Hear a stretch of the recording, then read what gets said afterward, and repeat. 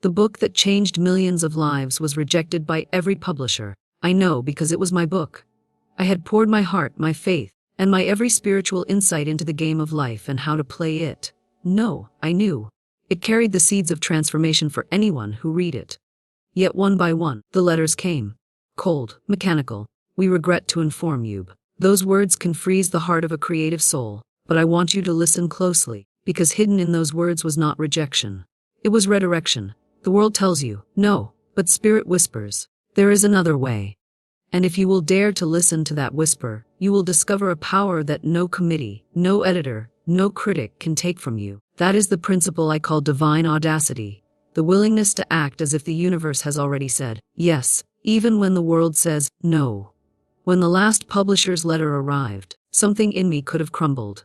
But instead, something rose. It was almost rebellious, but it was the rebellion of faith, not ego. I said to myself, if they will not print it, I will. The very moment I decided, I felt that invisible current of spiritual law rushing to meet me. You see, every word you speak, every decision you make in faith, sends a signal into the unseen. That signal gathers substance. And before long, it must appear. At the time, I did not have great sums of money. I did not have marketing teams. I did not have the backing of a grand publishing house. But I had something far greater, a covenant with God that I would not betray my divine assignment. I knew this was more than a book. It was a message that belonged to the world. And I believe that when something belongs to the world, God will find a way to deliver it. This is where I want you to see yourself. Perhaps your dream, your calling, your creative gift has been rejected by the gatekeepers. Perhaps you've been told it is not commercial enough, not actionable enough, not the right time. But I tell you this, the right time is the moment you decide to move. Delay is not in the vocabulary of divine mind. And so I began to move. Not when all the conditions were perfect, but when they were not. That is the paradox of manifestation. You do not wait for the door to open. You knock until the hinges give way. Now, here is where the loop begins. And I want you to stay with me through this story, because in later parts I will show you the exact moment when the invisible became visible in my publishing journey, and how it can happen for you in whatever your book may be. You might not be writing pages of paper. You might be building a business, raising a child, composing music, or shaping a new chapter of your life. But the principle is the same. Faith is the printing press of the soul. I remember walking through the streets of New York with my manuscript under my arm. It was my treasure, my child, my spiritual offering. And yet, I felt the weight of the letters that had said, no. Most people would have said, Florence, perhaps this is a sign to stop. But I knew something they did not. Resistance is often the final test before the breakthrough. When the tide seems to pull hardest against you, that is when the current of spirit is about to turn in your favor. I held to that truth as tightly as I held those pages. Let me share something with you that will make the connection even deeper. Because this is not just about me. This is about you. Have you ever had a dream so alive in your heart that even when the door slammed shut, you found yourself unwilling to walk away? That unwillingness is not stubbornness. It is the mark of divine appointment. You were not given that vision to watch it wither in the shadow of someone else's approval. You were given that vision because you were meant to birth it, whether or not anyone claps for you in the delivery room. Halfway through this journey, I realized something extraordinary. The so-called failure of being rejected by every publisher was the very thing that gave me freedom. Without their contracts, I could design the book exactly as I felt led. I could choose the cover, the typeface, the very rhythm of the words without compromise. Sometimes the blessing is hidden inside the refusal. What feels like exclusion is actually protection, steering you toward an unshakable independence. I began to understand that my self-publishing decision was not Plan B. It was Plan A all along, divinely orchestrated. And my role was simply to step into it without hesitation. Here is your secondary hook. Because I need you to remember this as you move forward in your own life.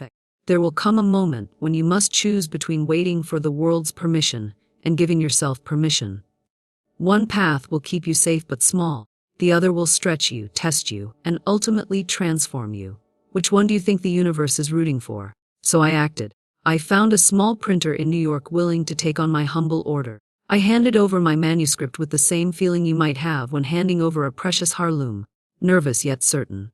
There was no guarantee of sales, no marketing budget, no distribution plan. But there was faith, and I have learned that faith is the greatest distributor in existence. It will place your work, your name, your gift in front of the exact people meant to receive it. That is why I say, never measure your success by the size of your audience in the beginning. Measure it by the size of your obedience to your inner knowing. And now I will leave you with this call to action for today. Think of the dream you have shelved because someone said no. Think of the manuscript in your drawer, the idea in your notebook, the business plan in your heart. Pick it up again. Decide. Today, not tomorrow, that you will move forward without waiting for the gatekeepers. Say to yourself what I said to myself: if they will not open the door, I will build my own doorway. And then, take one step, however small, to prove that you mean it. The moment you act, the machinery of spirit begins to turn. And I promise you, it will not stop until the work is done. Stay with me, because in the next part, I will tell you how the first printed copy of my book came into my hands, and the miraculous way it began to travel far beyond what I could have arranged in my own strength. That, my friend, is where the magic of divine audacity truly begins. They told me, no, again. Another letter from another publisher with the same polite rejectioning. Thank you for your submission, but we regret to inform you, the words blurred on the page, not because I was defeated, but because I felt something deep in my spirit that said, keep going. You see, I had already learned that man's no is nothing compared to God's yes. I had written my book, The Game of Life and How to Play It, with the conviction that the spiritual laws I taught were true. So true that I could not possibly let them sit hidden in a drawer. The world needed these words. Someone out there, perhaps thousands of people, perhaps millions, was praying for this very message. And I understood that sometimes the answer to your prayer comes in the form of a person who refuses to give up. This is why I tell you, if the world closes every door, don't stand there staring at the wood grain. Turn around, because God has already left another door wide open for you. I knew I could not depend on publishers to believe in me. I had to believe in myself. And when you believe in yourself, you are in truth believing in the God who created you. That belief is faith in action. That belief is divine audacity. So I made the choosing I will publish this book myself. Do you see the power in that decision? I was declaring to the universe that my faith was my currency, my persistence was my capital, and my trust in divine timing was my business partner. It didn't matter that I had never done this before. It didn't matter that people told me it was impossible. The moment you stop needing everyone to agree with you is the moment you become unstoppable. I took my manuscript. I arranged the printing. I paid for the first copies with money I didn't yet see fully replaced. But I knew it would return multiplied, because I was acting in alignment with divine law. This is where many people failed. They wait until they have everything perfectly arranged before they move. But faith is not about moving when it's safe. It's about moving when it looks impossible. I sold the first copies directly, one by one, to people I knew needed the message. I put them into hands that were ready. And do you know what happened? Those hands passed them on to others. The message began to travel. And the more it traveled, the more doors opened. Soon, the very people who had rejected my book began to hear about it. Do you see the loop here? What begins in rejection can end in recognition. If you keep going, every time you face resistance, you have a choicing: let it be your wall or make it your stepping stone. I chose the stone, and I climbed. And here's the connection point for you. Your story may not be about publishing a book, but I know you have something in your life that is facing rejection, delay, or closed doors. Maybe it's a dream, maybe it's a business, maybe it's love. But the principle is the same. If God put the vision in your heart, He also planted the path beneath your feet. And sometimes that path will require you to build your own bridge when none is offered. I learned that the only approval I truly needed was the one written, the unseen. The stamp of yes from the divine. That's the approval that moves mountains. That's the approval that turns impossibilities into testimonies. So here's my secondary hook. What if the very rejection you are facing today is the divine's way of making sure you own your dream completely, instead of renting it from someone else's permission? My friends, I want you to let this settle into your spirit. Your destiny does not need validation to exist. It only needs your unwavering belief. So my call to action is simple: take that dream out of the drawer. Stop waiting for someone else to make it official. Put your hands on it, put your faith into it, and move. The world is waiting for the light only you can bring, and it will never shine if you keep asking for the switch to be flipped by someone else. You are the light, you are the permission. Now go prove it. And so I continued my story, because my dear, there is something about the way the world tests you before it blesses you that is both maddening and magical. And if you are in that very place where the doors seem closed, I want you to hear me, not just with your ears, but with your soul. When I say, the rejection you feel today may be the divine's way of ensuring that your success tomorrow is undeniable, unforgettable, and entirely your own creation. For every no I heard was not a brick wall but a mirror, reflecting back my own choice. Would I surrender my vision to the verdict of others, or would I, as I had been teaching, live my own lesson, walk my own talk, and trust that if the path did not exist, it was my task to pave it, stone by stone, word by word, prayer by prayer, until it became real. And I tell you, my dear, that is where your self-published rebel is born.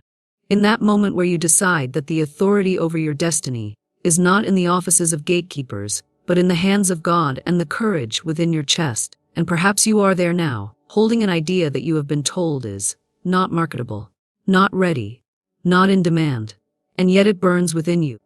It wakes you in the night. It will not be silenced. And if you are honest, it is the very thing you were made to bring forth. So how could you let it die because someone else could not see its value? Do you see the loop here, my friend? How life will ask you if you truly believe what you say you believe, how it will put your principles on trial in the court of circumstance, and if you falter, if you doubt, you will withdraw your own deposit from the unseen bank account of faith.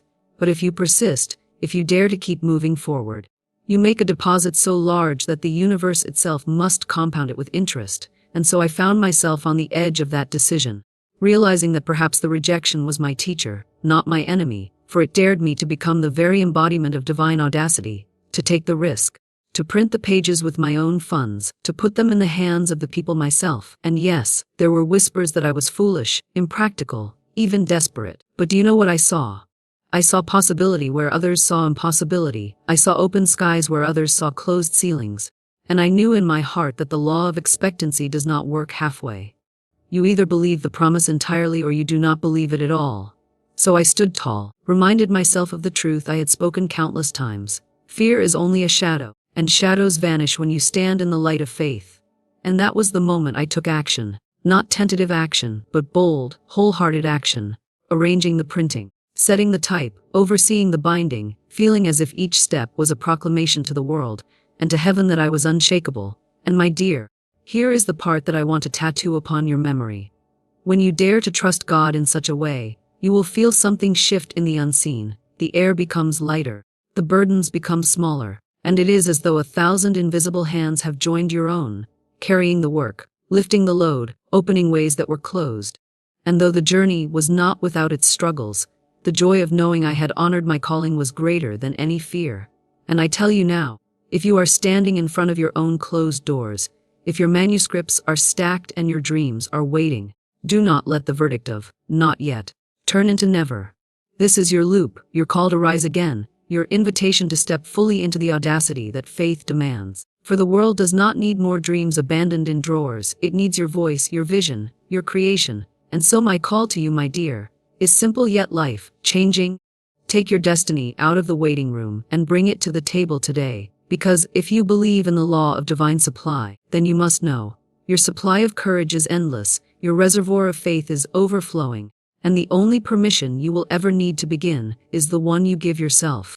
And so I tell you, dear one, the reason I speak this story over and over again is because there is someone listening who is standing in the exact same spot I once stood in, holding a dream in their hands, feeling the tremble of possibility in their chest, yet hearing the echo of no from the world. And I want you to remember this: a no from man is never a no from God. The divine knows no shortage of ways to deliver your good, and sometimes the delay or rejection is merely the universe's way of ensuring you bring it forth exactly as it was meant to be. Pure, undiluted, unmarred by compromise. Every time I walked home after another rejection, I repeated to myself, the right doors are opening, even now. Until my own voice became louder than theirs. That was my loop, my mental rhythm, my deposit into the unseen account of faith. And each repetition made me bolder, not weaker. You see, the secret is not to fight the closed doors. It is to thank them, for they are simply pointing you toward the open ones. My dear, that book, the one every publisher turned away, still found its way into the hands of those who were meant to read it. That is because when the seed of a God-given idea is planted in your soul, it is not meant to wither, it is meant to bloom. And no man, no circumstance, no delay can take that away from you. So if you are waiting today, Stop waiting for permission and start moving in faith. Hold the vision of your dream so close that nothing can pry it from your hands. Speak to it as though it is already done. Walk toward it as though the path is already cleared. And when fear whispers that you are foolish, answer it with the voice of divine audacity. I am not waiting to be chosen. I am already chosen. That is how you become the rebel of your own destiny, the author of your own chapter, the one who refuses to shelve their calling simply because others cannot see it yet. Your unseen account is full, my dear. Now is the time to make the withdrawal. Print the pages, paint the canvas, launch the business, live the dream. The world is waiting for what only you can give. My dear, if you could see when you speak words of faith, you would never again waste another breath on doubt. You would realize that every time you declare the good that belongs to you, you are making a deposit into a spiritual bank that never loses value, never faces a crash, never closes its doors. This is the currency of faith, and it is more powerful than gold, more stable than silver, more enduring than any currency of man. You do not wait for a balance sheet to prove it is there. You speak it into being, you feel it, you trust it, and in time, it pays in ways you could not even imagine. But here is what most people do not understand. They make one deposit, and then withdraw it with their doubt the next moment. They affirm, my good is on its way, and then spend the next hour worrying it will not come. My dear, that is like planting a seed, and then digging it up every morning to see if it has sprouted. You cannot do that and expect a harvest. I learned this truth when my own faith was tested beyond comfort. The book I printed myself was sitting in a small stack on my table. I had used almost every coin I had to bring it into the world. I had no marketing team, no shelves in bookstores, no advertisements in the papers. Only my conviction that it was meant to reach the people who needed it most. And so I did what I had been teaching others for years ailed. I treated my words if they were a key. I said, my book finds its way into the right hands, in the right places, at the right time. I did not know how. I did not need to know. I simply knew the principle: your word is your wand. The spoken word, charged with faith, organizes the unseen to arrange circumstances on your behalf. One afternoon, I received a letter from a woman in another state. She wrote, your book came to me in the strangest way. A friend of a friend left it on my desk. I don't even know how it ended up here, but I read it in one sitting, and it has changed the way I think about my life. My dear, that is what I call divine distribution. No shopkeeper sold it to her. No advertisement lured her. The unseen bank account simply paid out, and it did not stop there. The very next week, another letter came from a man who said he had found my book in a small lending library inside a train station. A train station! I had never sent my book there. Someone else must have placed it there, and yet, it reached the one who was meant to read it. Do you see the pattern? When you act in faith and release your work into the world, you do not need to control every path it takes. Your job is not to trace every step, but to keep your faith intact. If you say your good is coming and then start questioning the timing, you slow the delivery. If you declare that you will see abundance but keep speaking lack, you cancel the order. The divine does not deliver to mixed addresses. Your words must match your desire, consistently, unfailingly, without wavering. I want to tell you something you may not have heard before. Life is not asking you to turn your blessing. It is asking you to allow it. And allowing is not passive, it is active faith. It is holding the picture of what you want so clearly that no doubt can blur it. It is speaking of it as though it is already here, even when your eyes see nothing. It is walking into a store without money in your purse, but with the certainty that the means to have what you need will be provided. It is not arrogance, it is alignment with divine law. One day, a student of mine came to me in tears. She had been out of work for months and could not see a way forward. I said to her, do not tell me what you see, tell me what you desire to see. She hesitated, then whispered, I desire to be employed in work I love, with good pay, and in a pleasant environment. I told her to speak those words every morning and every night, as if she were already living them. I reminded her that her unseen bank account was open and ready for deposits. Within 3 weeks, she was offered a position in a company she had never even applied to, recommended by someone she had met only once years before. She looked at me with wide eyes and said, it feels like magic. I smiled and said, it is not magic, it is law. Law is steady, impartial, and unfailing. When you plant corn, you do not wake up expecting roses. When you plant roses, you do not look for oak trees. And yet, so many plant seeds of fear, and then wonder why they are harvesting trouble. If you plant faith, you will harvest blessings. It is not a matter of if, only when. But you must keep planting. And here is the beautiful part. The more you plant, the faster the harvests come, until one day, you will find your life so full of blessings that you will forget what lack felt like. The self-published rebel in me. And in you? Must understand this, you are not in competition with the marketplace. You are in cooperation with the divine. You do not need to fight for attention, you need to align with intention. Your unseen bank account is already full. But the withdrawal form is your spoken word, your unwavering belief, your inspired action. You must sign it daily. The moment you speak your good into the atmosphere with conviction, the wheels begin to turn, and the delivery process begins. Sometimes it arrives through obvious channels. Other times it comes in ways so unusual that you can only shake your head and laugh at the creativity of the universe. When I first stood at the printer's desk to pay for my first batch of books, the clerk asked, "Do you have distribution?" I smiled and said, "Yes," though I had none in the worldly sense. But I knew something he did not the moment I spoke my book into existence. Distribution was already arranged on the invisible side. And that is exactly what happened.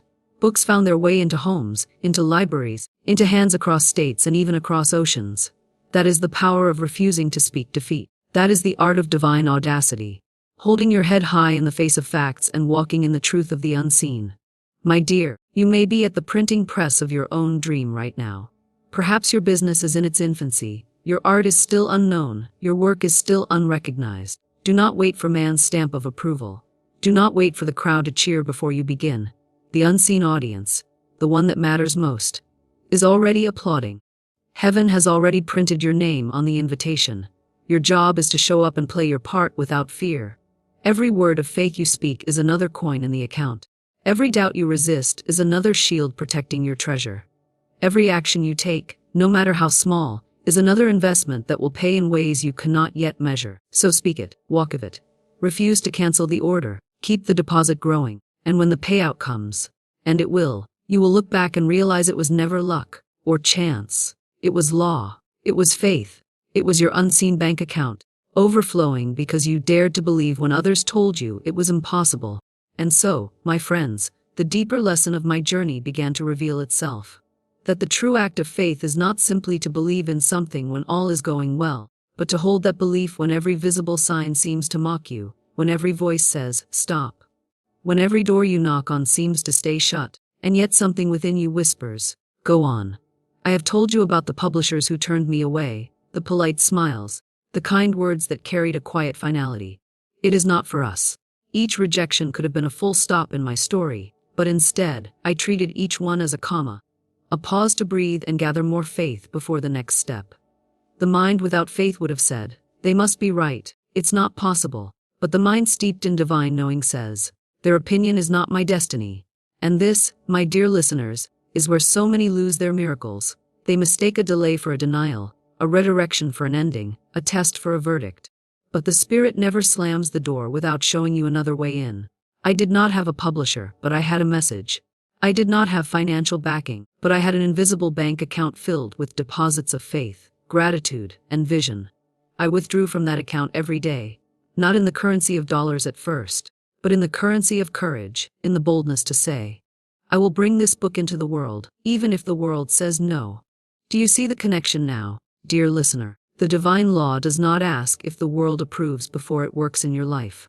It works the moment you approve, the moment you give it full permission by your unwavering decision. That is why I speak so often of divine audacity, that sacred courage to act as if the thing you desire is already yours, to take the step without the visible bridge, to speak your truth when no one else understands it. And here is the loop you must never forget. When you act with divine audacity, you activate divine supply. The supply was there all along, waiting for me to claim it. The right printer, the right materials, the right timing.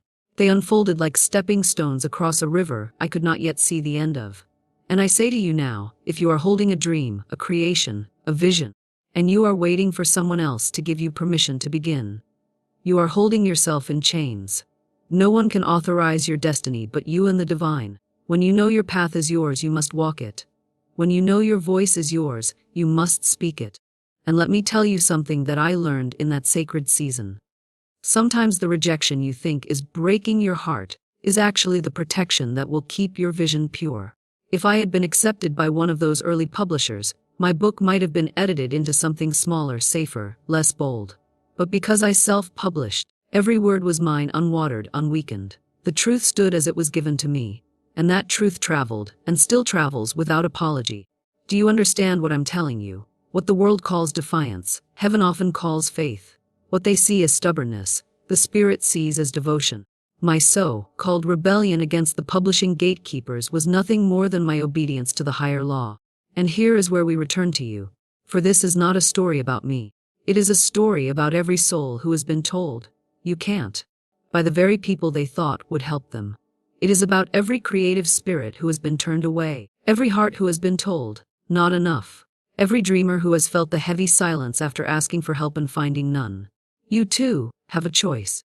You can let that be the day your dream died, or you can let it be the day your faith came alive. The divine will meet you not at the door that closed, but on the road you take after it shuts. And here is the secondary hook. In publishing my book myself, I learned that sometimes the path that looks like the hardest is actually the shortest route to your destiny. I could have spent years trying to convince another to believe in my work.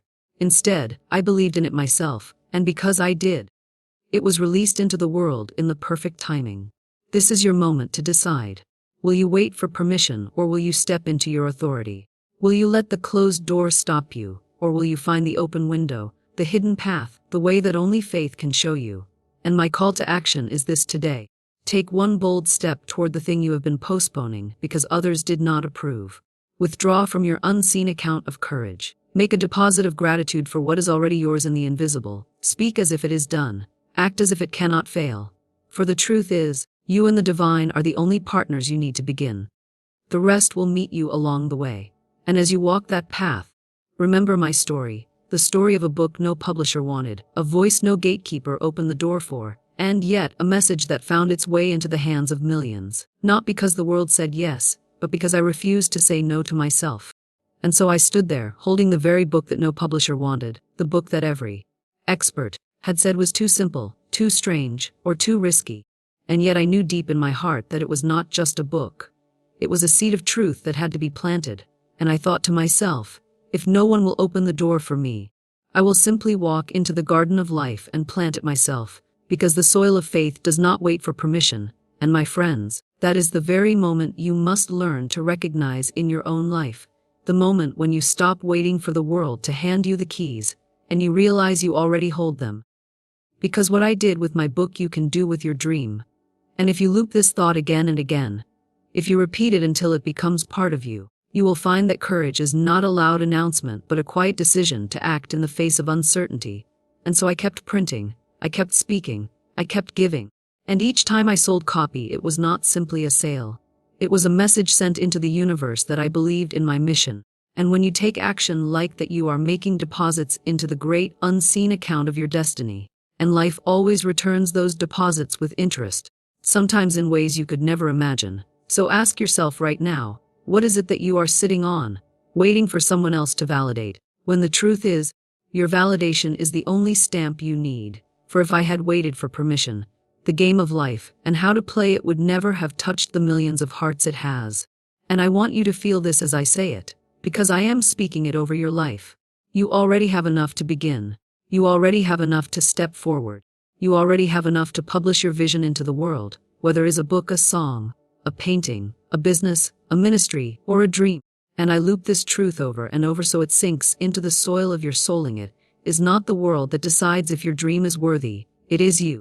And the moment you decide it is worthy and you act, heaven aligns the path ahead. So take courage, for your act of faith is the most powerful publisher you will ever have. And here is the connection point between my story and yours. You may not be holding a manuscript in your hands, but you are holding something, an idea, a talent, a vision. And perhaps the world has not recognized it yet. Perhaps they have overlooked it, dismissed it, even laughed at it. But do not let their blindness rob you of your sight. For your inner vision is a sacred preview of the life you are meant to live. And the secondary hook I give you is this. Every rejection you face is not a wall, but a redirection, not an ending, but a divine detour toward the exact route that will make your story unforgettable. For if my book had been picked up immediately, it might have been changed, diluted, or forgotten, but because I stood firm and did it myself, it carried my voice in its purest form, And that is why it resonated so deeply. And now, my friend, it is your turn to take this principle and weave it into your own life. And here comes my call to action. Do not leave this moment without deciding one bold step you will take toward releasing your dream into the world. Do not put this speech away without committing to action today, because faith without movement is like a manuscript left in a drawer, full of promise but locked away from the people it could help. So print it, share it, speak it, post it, paint it, record it, whatever it may be. Do it with the same divine audacity that I did, for the world needs what you carry. And one day you will look back and see that the very thing they rejected became the very thing that defined you. So let the loop of courage play in your mind until it drowns out the voices of doubt, and then step forward. For you are not waiting on permission. You are giving yourself the green light right now, and your destiny is waiting at the other end of your decision. And so, dear one, we arrive at the closing pages of this story, but not the closing of the lesson. For this truth is not meant to be read once and set aside. It is meant to be lived, over and over again, until it shapes every thought you think and every step you take. Because when I stood in that small room, with nothing but a stack of my own self-published books and a heart that refused to accept defeat, I understood that the real victory was not the sales, not the praise, not even the wide reach of the message. It was the inner knowing that I had acted in harmony with divine law, that I had dared to believe my good was mine even when the world said it wasn't. And this, my friend, is the same opportunity you have today, right now, in this very breath, to believe for yourself when no one else sees it, to hold fast when others let go, to knock on the invisible door until it swings open and floods your life with the very thing you thought was beyond your reach.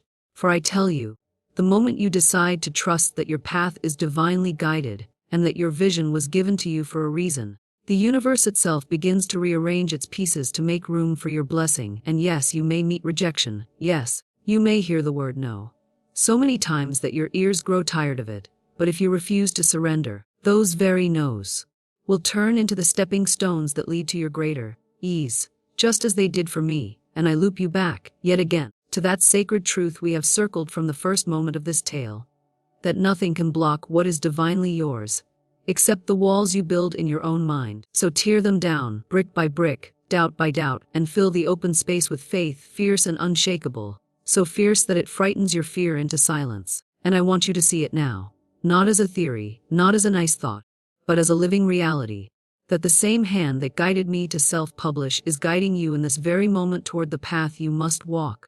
And though your path may not look like mine, the law that governs it is the same. For divine audacity is not a chapter in a book. It is a way of being, a spiritual posture, a decision to declare, my good is mine now, and to act it even when all visible evidence says otherwise. And so I leave you with this challenge, not as a farewell, but as an invitation to the rest of your life. Take that idea, that dream, that vision that has been stirring in your heart, and instead of waiting for permission, instead of seeking approval, instead of hiding it in the shadows of someday, bring it into the light today. Take the smallest bold step toward it, and watch how the unseen forces rise to meet you. For the universe is not impressed by hesitation, it responds to faith in action. So act now, act without fear. Act with the knowing that you are backed by all the power that created worlds. And just as my little book that no publisher wanted found its way into the hands of millions, your creation, your calling, your purpose will find its way into the lives of those who need it most. If only you dare to become the rebel of your own story, the one who refuses to bow to limitation, the one who writes the ending by the ink of faith, the one who never forgets that your yes to your calling is the very thing the world is waiting for. So go, my friend, go and live your divine audacity, for your time is not coming, your time is now. And so I remind you once more, as I stand here speaking these words from the depths of my own journey, that the moment you refuse to bow to fear and instead stand in the light of faith, you will discover that the road before you rearranges itself in your favor. I did not wait for a publisher to grant me permission. I did not wait for the world to decide that my voice had value. I decided. I made the declaration within myself that what I had been given was too sacred, too urgent, too divinely inspired to be hidden away in a drawer. And in that decision, I unlocked doors that I could not yet see. That is the mystery of divine audacity.